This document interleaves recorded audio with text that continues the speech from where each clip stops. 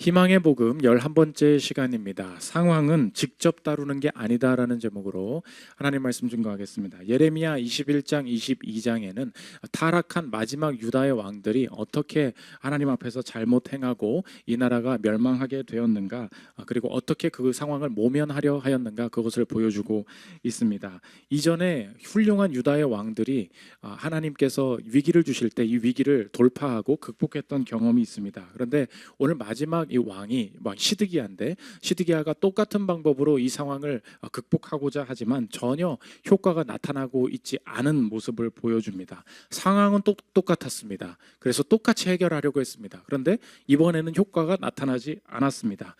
그게 오늘 본문의 주제인데, 본문의 주제를 우리 질문으로 표현하면 상황을 바꾸는 힘은 무엇인가, 이것입니다. 우리가 고치고 극복하고 변화시키고 싶은 상황들이 많지 않습니까?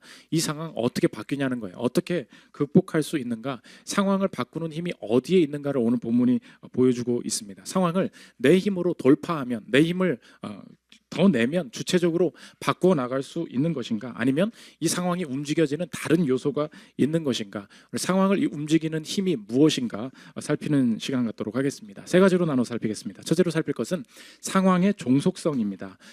예레미야 21장 22장은 유다의 마지막 왕조를 보여주고 있습니다. 나중에 시간이 되면 마지막 왕조가 어떻게 되는지 또 구체적으로 설명을 할 건데, 유다에는 20대 왕이 있었어요. 마지막 왕 20대 왕이 오늘 이름이 시드기야입니다. 지금 바벨론이 거의 다 정복했습니다. 지금 다 쑥대밭을 만들어 놨고 이제 마지막 풍전 등화예요. 마지막에 이 시드기야가, 그러니까 이 나라 이제 거의 이미 망한 상태인데 어떻게 해야 되냐 할 때 생각이 난 것입니다. 예레미야한테 가서 기도 부탁 좀 하자 이야기를 합니다. 마지막에 하나님을 찾는 모습을 보여줍니다. 1절 2절 보십시오. 여호와께로부터 예레미야에게 말씀이 임하니라. 시드기야 왕이 말기야의 아들 바스울과 제사장 마아세야의 아들 스바냐를 예레미야에게 보내니라. 바벨론의 느부갓네살 왕이 우리를 치니 청컨대 너는 우리를 위하여 여호와께 간구하라. 여호와께서 혹시 그의 모든 기적으로 우리를 도와 행하시면 그가 우리를 떠나리라 하니, 시드기야의 모습이 나쁘지 않았습니다. 하나님께 기도하면 우리 여기서 구원받을 수 있을 거야. 그런데 이 이야기를 듣고 예레미야가 절대 상황이 바뀌지 않을 거고 이 나라는 망하게 될 것이다 거절합니다. 3, 4절 보십시오. 예레미야가 그들에게 대답하되 너희는 시드기야에게 이같이 말하라.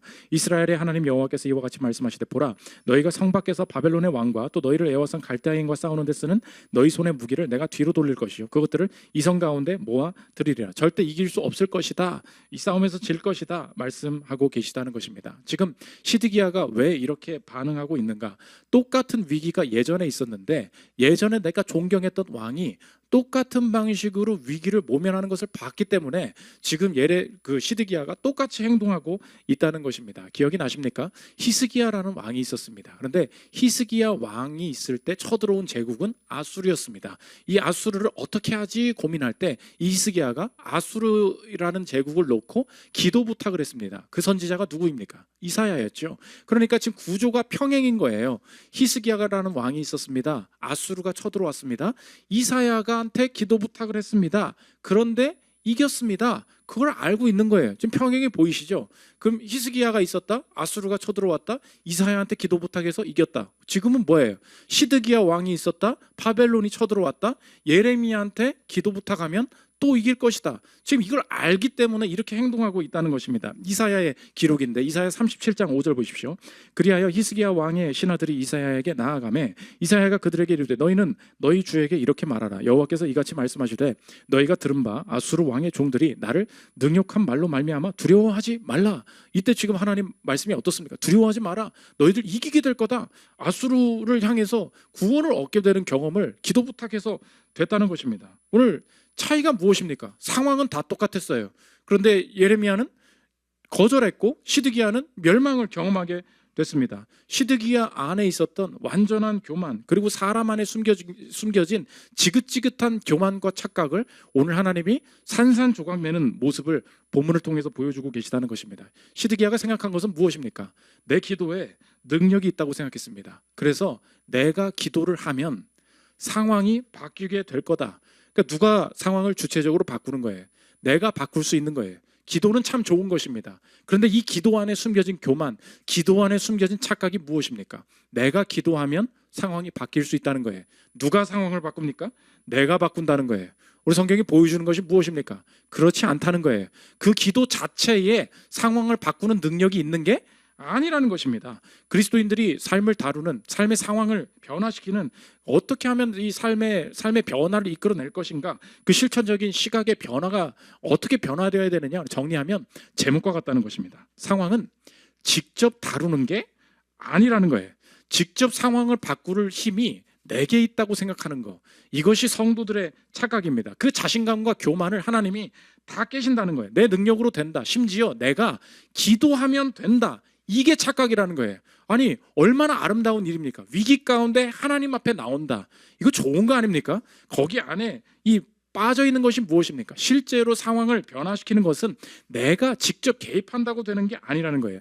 실제로 상황을 변화시키는 근원은 무엇입니까? 오늘 그게 핵심인데, 하나님과 나의 관계, 이 관계 속에 파생적으로 상황의 변화가 나타난다는 거예요. 히스기야가 어떻게 했습니까? 하나님 앞에 마음을 찢었습니다. 하나님 앞에 친밀한 관계, 하나님 앞에 종으로 엎드리는 관계가 있었습니다. 그 관계의 여정 속에서 기도도 하고 행동도 하고 결정도 합니다. 그러니까 이 관계 속에서 흘러나오는 상황의 변화가 있었습니다. 상황이 어디에 종속돼 있어요? 하나님과 히스기야의 관계 속에 종속돼 있었다는 것입니다. 상황을 직접 다루지 않았다는 거예요. 하나님과의 관계 속에 이 상황이 변화되게 되었다는 거예요. 시드기야는 완전히 똑같이 따라했습니다. 똑같이 좋은 선지자 찾아갔습니다. 아무 상황이 바뀌지 않았다는 거예요. 그 이유가 무엇입니까? 시드기야에게는 관계가 없었어요. 하나님 앞에 맺고 있는 관계가 없었습니다. 그러다가 위기 와서 이제 기도하면 변했다길래 나도 기도했습니다. 내가 주체적으로 기도한다고 상황이 바뀌는 게 아니다. 오늘 하나님과 나와의 관계 속에 이 상황의 변화의 근원이, 그 힘이 담겨 있음을 보여주고 있다는 것입니다. 우리가 남녀 간에 교제할 때도 마찬가지지 않습니까? 남자친구가 자기 멋대로 그 이상한 여자 만나고 맨날 나랑 안 만나주고 그러다가 여자친구가 너무 화나 있습니다. 근데 남자친구가 그래도 결혼은 얘랑 해야 될 것 같아서 갑자기 와가지고 이제 와서 나랑 결혼하자고 하더니 갑자기 1,000만 원짜리 가방을 하나 사줍니다. 그런다고 상황이 바뀝니까? 갑자기 누가 끄덕거려. 상황이 바뀔 수, 그 정도면 상황이 바뀔 수 있다. 그런 사악한 생각을, 우리가 인생에 그러죠. 아무 관계가 없었어요. 이제 와가지고 이것 좀 해결해 달라. 무엇이 부재합니까? 보기에는 다 똑같죠. 선물을, 예물을 준다, 뭐 잘해준다, 보기에는 다 변화가 없는 것 같지만 내 인생에 관계가 없는, 여기서 다 빠그러지게 된다는 것입니다. 우리가 함부로 무언가를 직접 다루려고 하는 것이 얼마나 무모한 일인지, 내 인생에 하나님과 나 사이에 관계가 전제되어 있지 않은 곳에서 상황의 변화를 직접적으로 추구하는 거, 우리 인생에 무모한 일이 된다는 것입니다. 제가 예전에 그 어렸을 때 운전을 많이 좋아하고 차를 좋아해가지고 아빠 차에 맨날 운전놀이하고 그랬습니다. 이렇게 그 사이드 걸어놓고 세차하고 막 그러면 이 핸들을 움직이면 차가 이게 틀어진다는 게 너무 신기한 거예요. 그러니까 어느 날 주차된 차를 시동이 걸려 있었는데 이제 내려가지고 애가 해보고 싶었던 게 뭐냐, 내가 이 방향을 틀겠다는 거예요. 그래서 그때 타이어를 밀고 당기고 엄청 했었던 기억이 나. 이게 어떻게 움직이냐 이게. 근데 아무리 밀어도 안 되는 거예요. 이게 어린 나이에 당연히 그렇죠. 그러면서 너무 신기했던 게, 차를 타고 이렇게 창문을 빼꼼 내밀고 일부러 해보는 거예요. 이렇게 핸들을 이렇게 돌리면 신기해요. 그렇게 살살살. 그때 당시 이게 이제 아빠 차 새로 샀다고, 이게 파워 핸들이래. 이게 세게 안 꺾어도 된대. 이렇게만 해도 된대. 얼마나 신기한지. 이 큰 타이어를 무엇이 움직이게 되냐? 작은 핸들이 움직이게 됩니다. 이 시대의 문화의 목소리가 저와 여러분을 속이는 게 뭔지 아십니까? 하나님 없잖아요. 이 삶을 어떻게 살게 만드냐, 어떻게 지치게 만드냐, 상황에 덤비는 무모함만 길러준다는 거예요. 그게 이 시대의 착각이에요. 여러분의 인생 지금 주변에 한번 생각해 보십시오. 내가 지금 극복하고 해결하고 잘 되고 싶은 상황들이 있죠. 이 상황을 극복하고 싶다, 이 상황을 해결하고 싶다. 근데 세상에 던져주는 그 상황 변화에 대한 답은 무엇입니까? 더 열심히 부딪혀봐라. 더 열심히 내가 노력해봐라. 그건 뭐예요? 상황을 어떻게 달아요? 직접 부딪혀야 된다는 거예요. 무모하게 부딪히다가 다 지치게 만든다는 것입니다. 오늘 성경이 보여주는 것은 무엇입니까? 사람은 상황을 직접 다룰 힘이, 능력이 없게 만드셨다는 거예요. 사람은 그 모든 상황을 다 통제할 수 있는 시간과 체력과 지혜가 없다는 거예요. 여러분 느끼시지 않습니까? 업무하기도 바빠요. 언제 건강을, 언제 자녀를, 이걸 어떻게 다 합니까? 그럴 때 세상은 뭐예요? 다 해야 된대요. 부딪혀야 된대요. 세상이 상황을 변화시키는 거는 부딪히는 무모함만 주는 거예요. 오늘 성경은 뭐라 그러냐? 그 모든 상황이 내 뜻대로 다 통되지 않아. 어디에 종속되어 있느냐? 하나님과 나와의 관계 속에. 그거 있으면 다른 것들이 파생적으로 상황은 바뀌는 것이다. 상황은 내가 직접 다루는 게 아니라는 것을 오늘 성경이 보여주고 있다는 것입니다. 최근에 빌 게이츠가 자서전을 썼더라고요. 그 소스 코드 더 비기닝이라고. 근데 첫 문장이 저는 너무 와닿는 거예요. 빌 게이츠 얼마나 대단합니까? 스스로가 많은 사람들이 이 책을 볼 때 대단한 사람은 어떻게 살았나 그렇게 생각을 하겠지라고 책을 쓴 것 같아요. 그러니까 사람들의 착각이죠. 위대한 사람은 처음부터 위대한 것들을 향하여서 내가 무모하게 부딪히면서 갔겠지. 내 인생의 출발이 어땠는지 아냐? 나의 인생에도 그런 방식의 출발은 없었다 이야기합니다. 들어보십시오. 세월이 흐르면 한 대기업이 생겨날 것이다. 그리고 시간이 지나면 전 세계에서 사용되는 수십억 대의 컴퓨터의 핵심에 수백만 줄에 달하는 소프트웨어 프로그램이 자리할 것이다. 부가 축적되고 경쟁사가 등장할 것이며 기술혁명의 선두를 유지하는 방법에 대한 끊임없는 고민으로 밤을 지새우게 될 것이다. 그런데 여기 이 모든 것은 먼 훗날의 일이었다. 어린 나에게는 그저 카드 한 벌과 할머니를 이겨야 한다는 단 하나의 목표만 있을 뿐이었다. 어렸을 때 빌 게이츠는 대단한 꿈을 꿨겠지. 그런 게 어디냐는 거예요. 내가 막 이 컴퓨터 산업을 통제하고 그런 방식으로 내가 여기까지 오지 않았다. 내 인생의 맨 처음에 당면한 일은 할머니랑 카드 게임에서 이기는 거. 그게 내 인생의 전부였다는 거예요.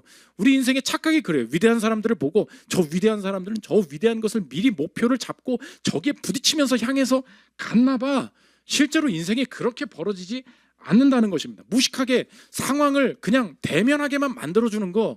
오늘 성경을 모를 때, 하나님 모를 때 내 인생 훨씬 지칠 수 있다는 것입니다. 오늘 성경에서 보여주는 것은 뭐냐? 내 인생의 모든 상황의 변화가 어디에 달려있대요?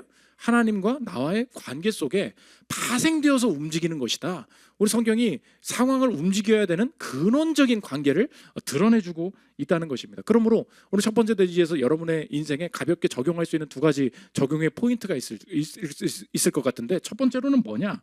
내 인생이 지금 여러 가지 결정을 하잖아요. 그 상황만 떼어서 보려는 결정을 그치십시오. 내 인생에 이 상황을 해결하고 싶죠. 근데 이거는 하나님과 관계없다고 생각해요. 그런 거 없어요. 이거를 해결하고 오겠대요. 그렇지 않습니다. 이것 때문에 예배를 못 나오고 있대요. 그런 일이 없어요.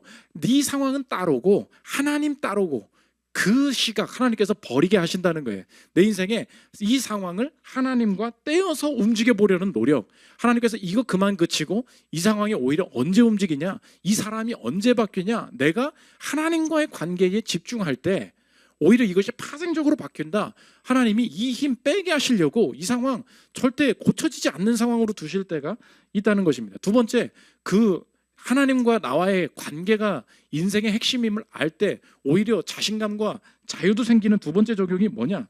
내가 다룰 수 있는 일에만 집중하게 하신다는 거예요. 거대한 변화를 위해서 오늘도 시편 낭독했죠. 내가 큰 일과 감당해내지 못할 놀라운 일을 하려고 하지 않겠습니다. 왜 그래요? 모든 상황의 통제를 내가 해야 된다는 시대의 문화에 사로잡혀 있기 때문에 내 체력도 참 싫고 내 능력도 싫게 되는 거예요. 근데 하나님께서 내게 오늘 주신 게 뭐예요? 오늘 주신 기회가 뭐예요? 거기에만 집중해도 내가 완주할 수 있는 그 마지막 골까지 갈 수 있다. 그 확신이 생기는 거예요. 그래서 매일의 삶을 디자인하는 거, 매일 하나님 앞에 그 마음에 집중하는 거, 내가 거기에만 머물러 있어도 충분히 내게 주신 모든 가정과 사업과 모든 영역들을 통제할 수 있다. 이 자신감이 생기는 거예요. 한 그 교사 군인들 제가 최근에 말을 들어봤거든요. 맨날 그 들리는 게 뭐냐 하십니까? 모든 학생이 시한폭탄으로 보인대. 그게 인생이라는 거예요. 교사의 마음이에요. 한 교사가 뭐라 그러냐? 모든 학생이 사랑스러워 보여야 되잖아요. 근데 내가 이걸 다 통제를 해야 되잖아요. 뭐라 그러냐? 모든 학생이 다 시한폭탄 어디서 터지나? 군인들도 마찬가지라는 거예요. 어디서 누가 사고 내나? 누가 타령하나? 누가 총 쏘나? 여러분, 이걸 내가 다 통제해야 된다고 하면 이 상황의 통제가 누구한테 달려 있어요? 나한테 있어요. 나한테. 절대 그렇지 않다. 하나님과의 관계 속에 하나님께서 이 모든 상황을 다루신다. 이것이 내게 주신 것에만 오히려 집중할 수 있게 되는 자신감이 생기게 된다는 것입니다. 두 번째로 살펴볼 것은 회복의 구체성입니다. 내가 이 모든 상황들 속에서 하나님과의 관계의 회복이 먼저라는 것을 하나님이 깨닫게 하셨어요. 뭐 어떻게 하라는 뜻입니까? 회복의 길을 단도직입적으로 오늘 본문에서 두 가지 보여주고 있습니다. 두 가지. 첫째로 뭐냐? 배타성이에요. 하나님께서 보여주시는 길에는 이쪽으로 가면 살고 저쪽으로 가면 죽는 거야. 살고 죽는 문제도 있음을, 오늘 사는 길, 죽는 길 가면 안 되고 사는 길 가야 됨을, 이걸 하면 저걸 못 한다는 길도 있음을 하나님께서 보여주신다는 것입니다. 오늘 예레미야가 이제 예언을 하는데 뭐냐? 생명의 길과 사망의 길이 있다는 거예요. 그런데 우리가 이 마지막에 이 나라가 어떻게 해야 되겠습니까? 하나님께서 보여주세요.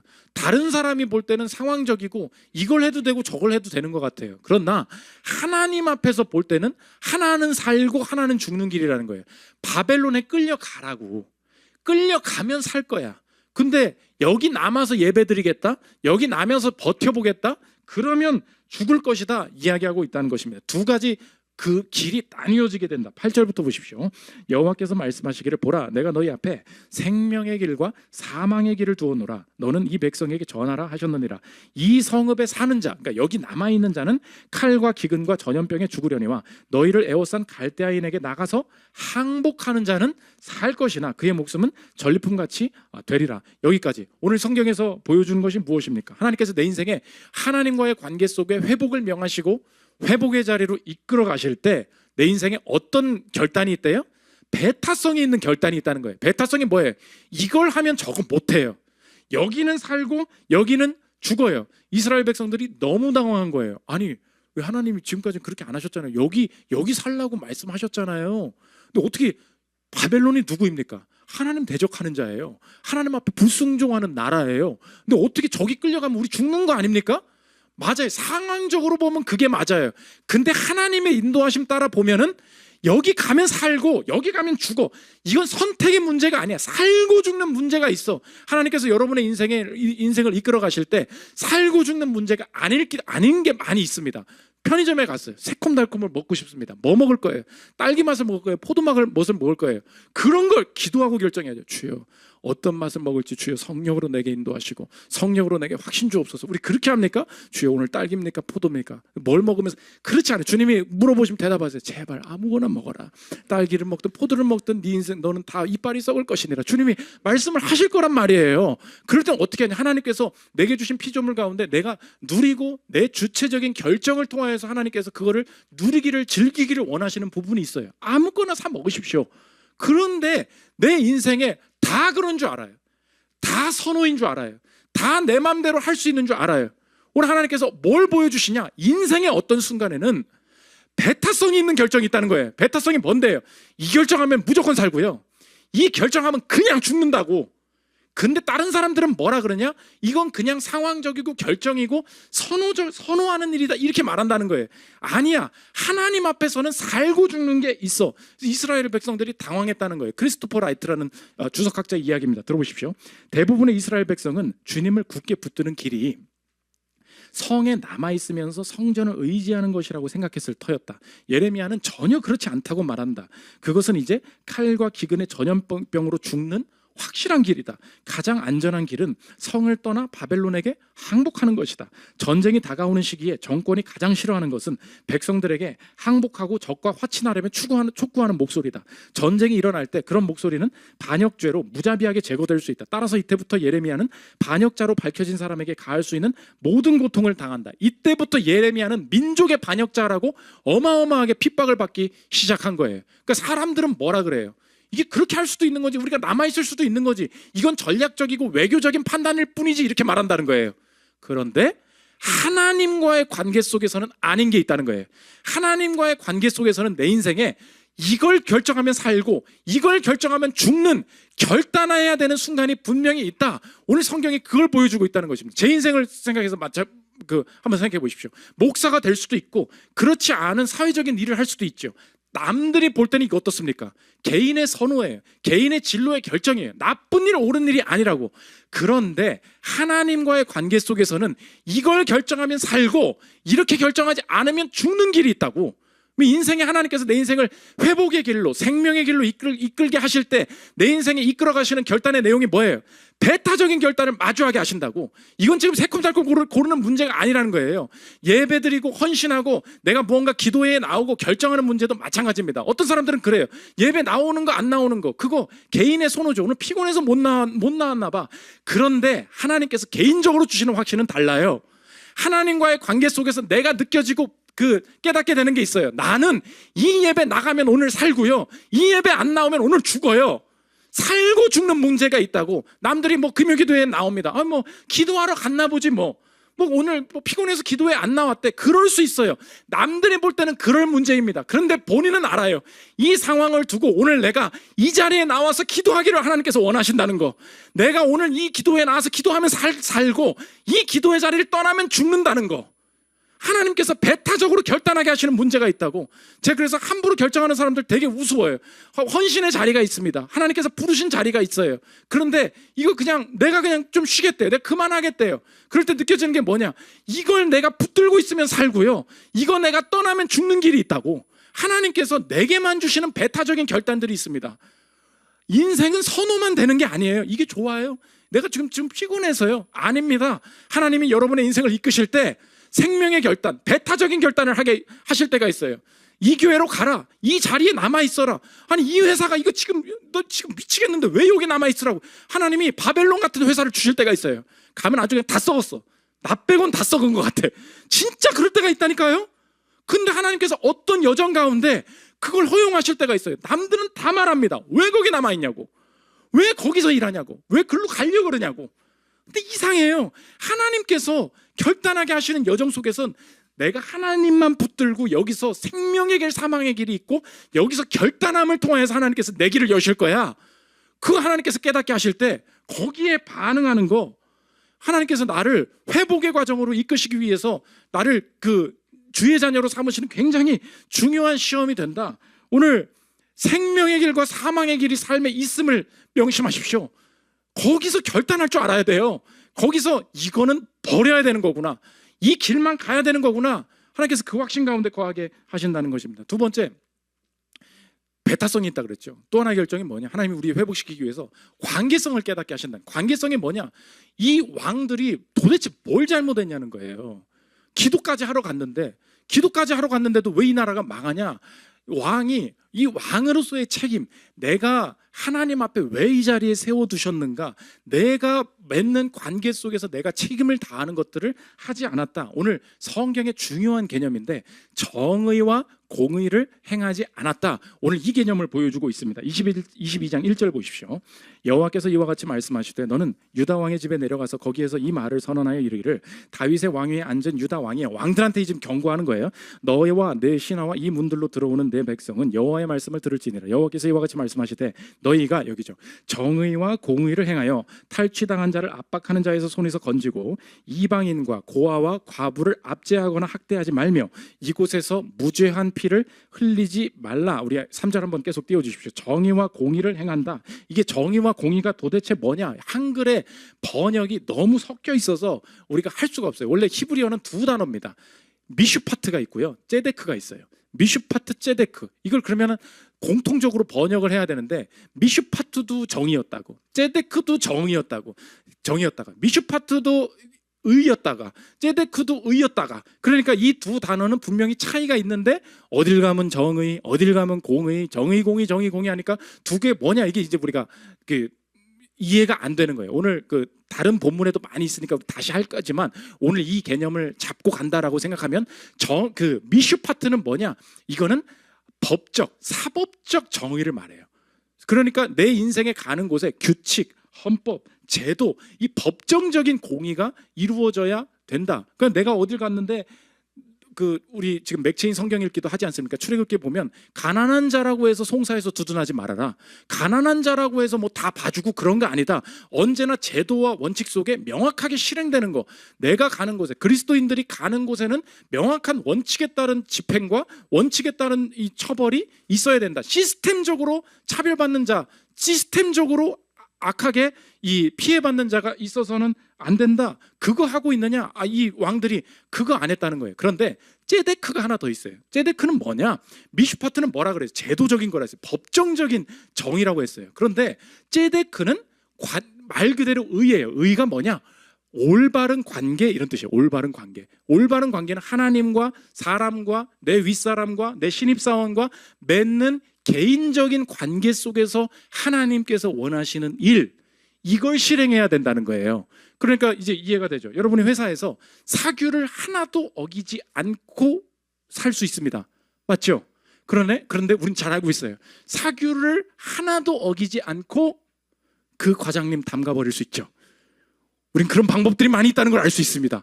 그렇죠? 나는 사규를 아무것도 어긴 게 없어요. 그러나 뭐 이런저런 소문 퍼뜨리고 이렇게 끼리끼리 밥 먹고 다니고 이렇게 하면서 한 사람 담그는 건 매우 쉬운 일이라는 것을 우리가 알고 있습니다. 그러면 뭐 어때요?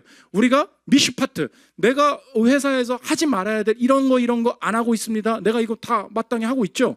근데 내 인생에 개인적으로 내가 이 사람을 대하는 문제에 있어서 내가 합당히 행하지 않은 것, 이런 것들이 뭐랑 관련이 있다는 거예요?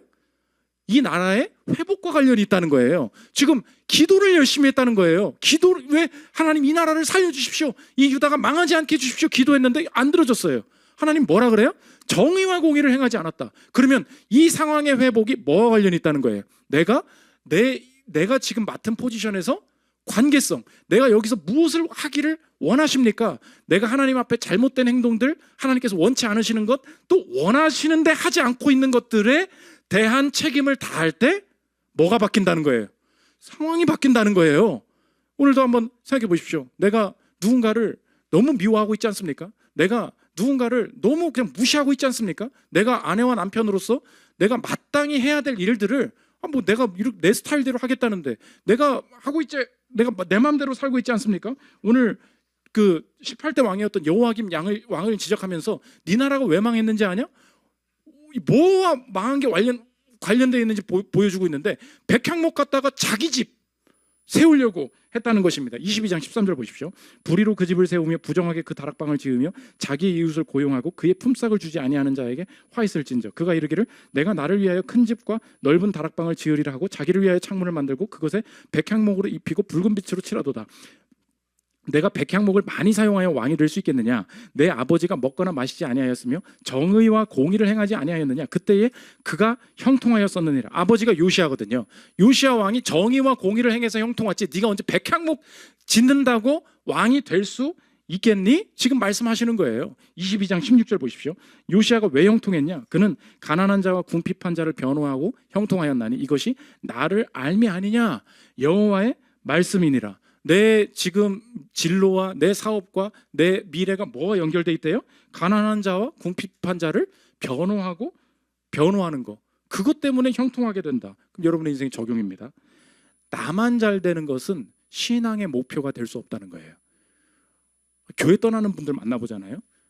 딱 하나야. 하나님이 나한테 잘 안 해주셨다는 거예요. 인생의 주제는 그거밖에 없어. 그리고 막 목사님한테 선물 사들고 와요. 그 뭔지 아십니까? 날 잘되게 하셨다는 거예요. 인생에 두 가지 아주 단순한 구조밖에 없어요. 날 잘되게 하시면 주님이 너무 감사해. 날 잘못되게 하시면 주님 필요 없어요. 인생의 주제가 그것밖에 없다는 것입니다. 오늘 한번 생각해 보십시오. 내 인생의 새로운 해결이 나와의 관계성 속에 하나님께서 주시는 책임에 하나님께서 그 사람 손잡아주라고, 하나님께서 그 사람 더 이상 미워하지 말라고, 하나님께서 너의 인생에 자꾸 그 돈 떼먹고 그러지 말라고, 그 말씀 가운데 실행할 때 새롭게 열게 하시는 회복의 길이 분명히 있다. 오늘 다른 회복의 길을 보여주고 계시다는 것입니다. 마지막 세 번째, 현실의 필요성입니다. 오늘 나쁜 왕들을 보여준 거예요, 일부러. 왜요? 이 나쁜 왕들 때문에 이 백성들이 얼마나 힘들었겠어요. 근데 오늘 분명히 23절에서 나쁜 리더십을 통과하게 하시는 하나님의 분명한 이유가 있다. 여기서도 소망 가질 수 있다 보여줍니다. 23장 5절 보십시오. 여호와의 말씀이니라. 보라, 때가 이르리니 내가 다윗에게 한 의로운 가지를 일으킬 것이라. 그가 왕이 되어 지혜롭게 다스리며 세상에서 정의와 공의를 행할 것이며 그의 날에 유다는 구원을 받겠고 이스라엘은 평안히 살 것이며 그의 이름은 여호와 우리의 공의라 일컬음을 받으리라. 다윗에게 한 의로운 가지를 일으킬 것이다. 이거 누구입니까? 이 다윗의 후손이신 예수님을 뜻하는 것이죠. 그런데 특이합니다. 예수님이 어떤 일을 행하시냐 할 때 똑같은 단어가 나와요. 정의와 공의를 행하신다. 이렇게 이야기합니다. 정의가 뭐라 그랬어요? 법정적 공의라 그랬죠. 법적으로 제도적으로 어려움이 없어야 된다. 하나님과 나 사이에 율법을 어기는 자는 죽어야 합니다. 그게 법정적인 처벌이죠. 그 법정적인 제도적인 처벌이 완벽하게 해결되었다. 그 장소가 어디입니까? 십자가죠. 십자가에서 나 대신 예수님께서 죽으심으로 내가 제도적으로 법정적으로 하나님 앞에 받아야 될 형벌을 모두 예수님께서 가져가심으로 내가 진짜 왕이신 하나님과의 관계가 온전히 회복되었음을 믿으십니까? 근데 하나님은 그것뿐만 아니라 ጼ데크 개인적인 관계도 회복시키셨다는 거예요. 하나님께서 법정적으로는 무죄인데 나 진짜 너 싫어 죽겠다 저리가 이렇게 하지 않으시고 나의 인생을 끝까지 사랑하심으로 나의 인생을 주의 자녀 삼으시고 나를 평생의 자녀 삼으셔서 나를 주의 복을 받기에 합당한 자로 나를 이끌어 가시겠다. 관계적인 회복까지 온전히 이루어 주셨다는 거예요. 문제는 뭐냐? 그 일을 어디서 어떤 리더십 아래에서 하셨는가? 이게 핵심이에요. 내가 지금 상황이 안 좋아요. 내 직장 상사가 너무 어려워요. 이 산업이 왜 이렇게 되는지 모르겠어요. 제도적으로 정책적으로 어려운 것이 많이 있습니다. 나쁜 리더십 밑에서도 내가 하나님과의 관계에만 집중할 때 내 인생이 회복될 수 있다는 것을 어떻게 확신할 수 있느냐? 나 대신 나쁜 리더십 속으로 들어가신 분, 예수님이 정의와 공의를 어디서 이루어 내셨는가? 요한복음 19장 14절을 들어보십시오. 이날은 유월절의 준비일이요 때는 제6시라. 빌라도가 유대인에게 이르되 보라 너희 왕이로다. 그들이 소리 지르되 없이 하소서 없이 하소서. 그를 십자가에 못 박게 하소서. 빌라도가 이르되 내가 너희 왕을 십자가에 못 박으랴. 대제사장들이 대답하되 가이사 외에는 우리에게 왕이 없나이다 하니 이에 예수를 십자가에 못 박도록 그들에게 넘겨주니라. 예수님 위에 예수님을 마음대로 부리던 나쁜 리더십이 누구였습니까? 빌라도가 그렇게 했고 대제사장들이 시기했고 군중들이 예수님을 몰아붙이는 이 모든 일들이 예수님이 우리 대신 뛰어드신 나쁜 리더십 아래에서 이 모든 일이 벌어졌는데 이 모든 리더십, 나쁜 리더십 속에서 예수님께서 정의와 공의를 십자가에서 이루어 내심으로 내 인생이 나의 궁극적인 왕 대신 하나님과의 관계가 내가 잘못한 것, 내가 범죄한 것, 내가 하나님 앞에 순종하지 않은 것 때문에 이 관계가 결코 흔들리지 않을 것임을 믿으십니까?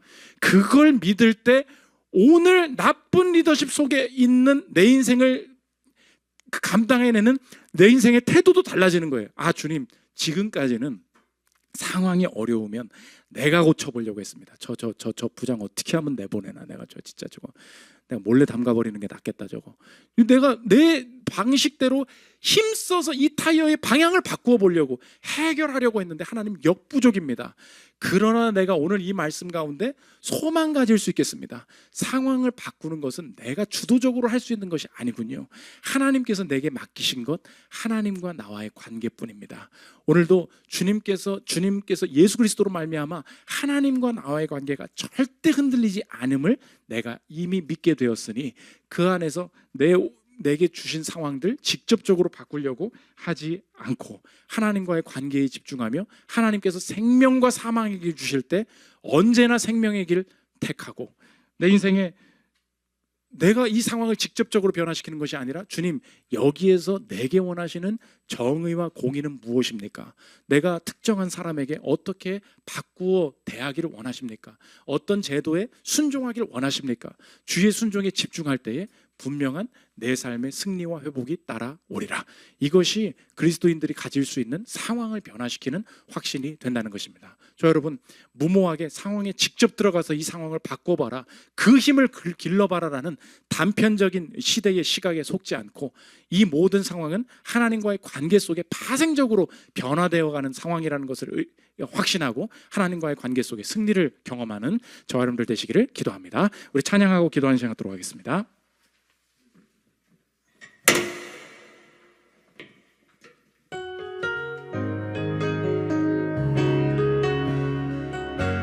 내가 가장 후회하지 않는 일, 내가 가장 후회하지 않는 일,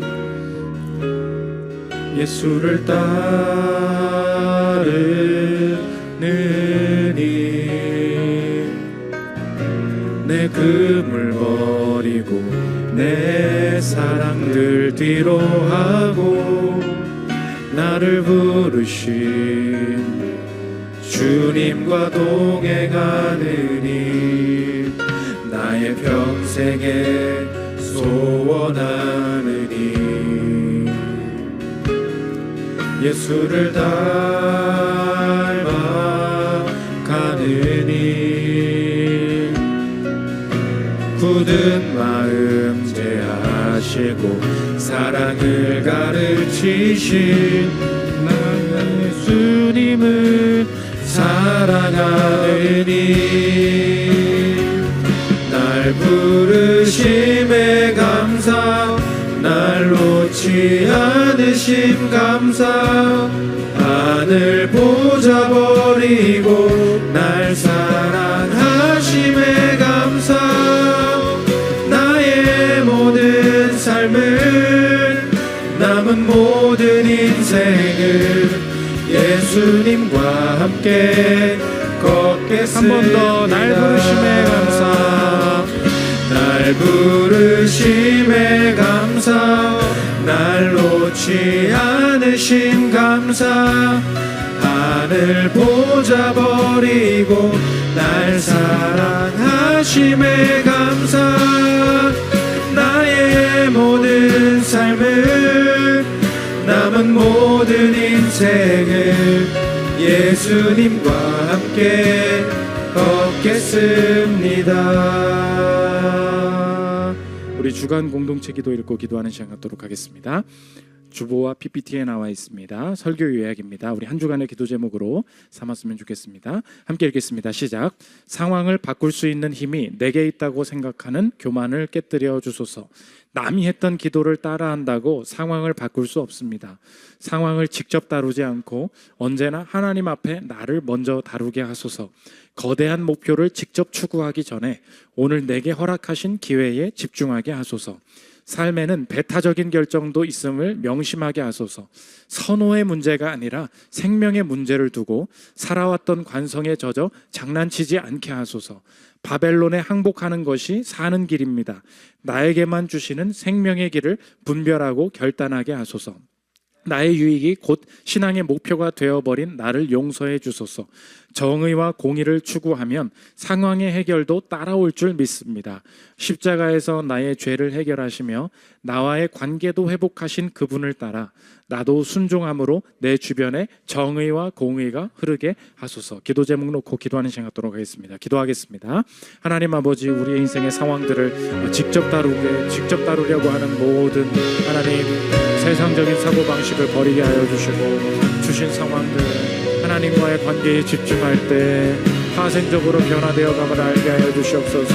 나의 자녀를 하나님, 나의 회사를 하나님, 나의 업무를 하나님 아버지 내가 직접 다룰 수 있는 존재가 아님을 알고 겸손하게 주님 앞에 먼저 엎드리는 존재가 될 수 있도록 주님 도와주시옵소서.